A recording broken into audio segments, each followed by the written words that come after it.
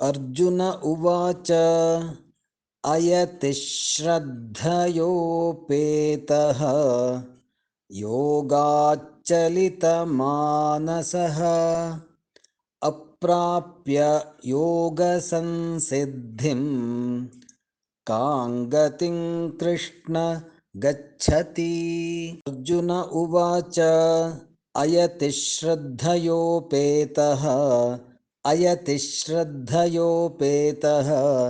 योगाच्चलितमानसः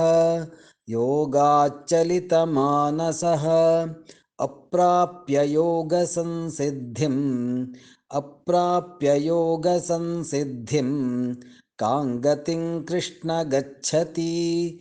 कां गतिं कृष्ण गच्छति। अर्जुन उवाच अयति श्रद्धयोपेतः योगाच्चलितमानसः अप्राप्य योगसंसिद्धिं कां गतिं कृष्ण गच्छति।